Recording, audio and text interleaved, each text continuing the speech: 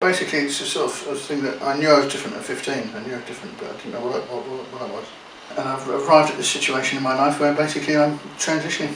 I'm sort of stuck. My Parkinson's takes over and I freeze. Some people just have to take advantage of having at me, abuse me or physically or verbally. And then some people throw things at me. But I'm very patient, but it's very difficult, at my age to keep pursuing it. First wish would be to be accepted as a woman in all roles in society. Second wish would be to have hair, my own hair. That's very plain. People think you're dark because basically they don't understand, they don't have any conception of what you are, so they don't understand. I used to live in a house with my family. I used to have stuff in the garage, I used to have stuff in the shed, I used to have stuff in the car, stuff at clubs, stuff in the loft, stuff. I get changing and basically it's a huge pressure to keep your secrets. I don't have to keep any secrets now. I am who I am.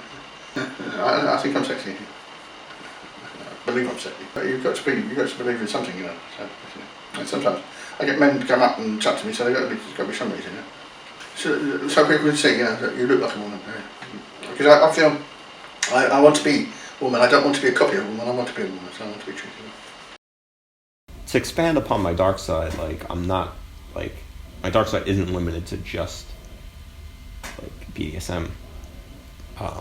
So I mentioned creative. I'm a musician, and my music is quite dark. My dark side probably manifests itself more, probably depression to some degree. I actually kind of grew up in the alternative scene and the goth scene, industrial punk, metal. That's where I grew up, and a lot of these people are in the kink scene. Because I got into this with my first girlfriend. We were 18, and I was a goth kid. She was a goth kid. And when you are, at that age, we were going to concerts and you go and everybody's in collars and leashes and floggers and it's just how concerts and clubs are. Everyone's just kind of dressed that kind of fetishy alternative way.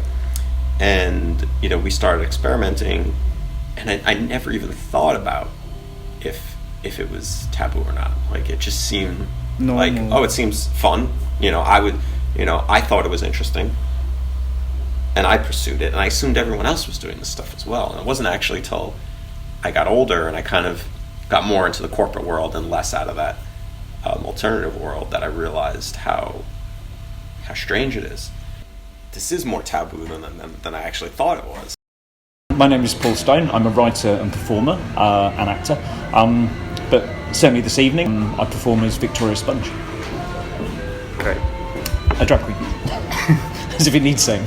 At the moment, there's obviously a big trans debate about people being transsexual or transgender or transvestites even. For some reason, that's very, very threatening to people, to society as a whole. A lot of men, that can be a problem.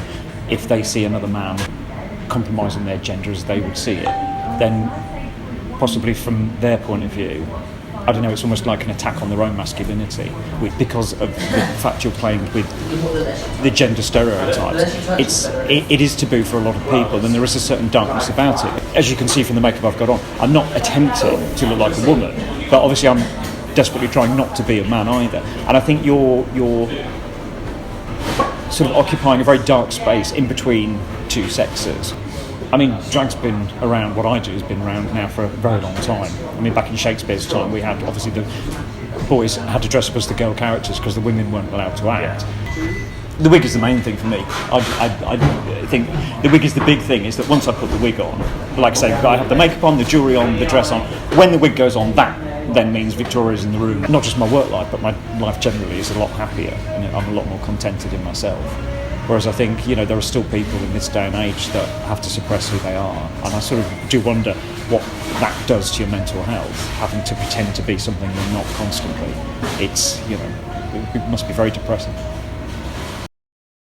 I just recently discovered, actually yesterday, I came across a file in 1991 to 94, recorded dreams. And this was the very first dream I have in my possession, at least, recorded. Yeah?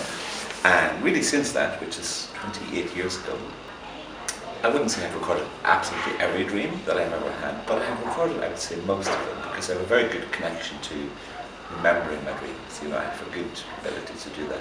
And over the years, through a lot of work with them, I've evolved, I would say, a language of discussion or dialogue between my conscious and unconscious mind. This is a core dimension of Jung's thinking. He uses the metaphor of the dream a wee bit like being like a stage play. Yeah?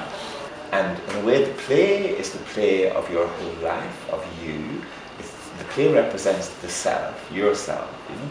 And every character, every actor is some dimension of you, you know? So it's interesting. Your dreams are very visual. I can see that from your German. There's a really core, almost like the core thing is the visual. So anyway, what Alexander Solzhenitsyn said, which I really agree with, he says the dividing line between good and evil, between light and dark, is not between you and me, or us and them, or America and the rest of the world, or whatever, you know. The dividing line between good and evil cuts through every human. So if we can somehow really, really, really settle into that truth, you know, and own that reality about ourselves, then the world will be, or would be, or could be a better place, you know, because people will not be needing all the time to project their dark out. Yeah, the concept of scapegoat would be redundant.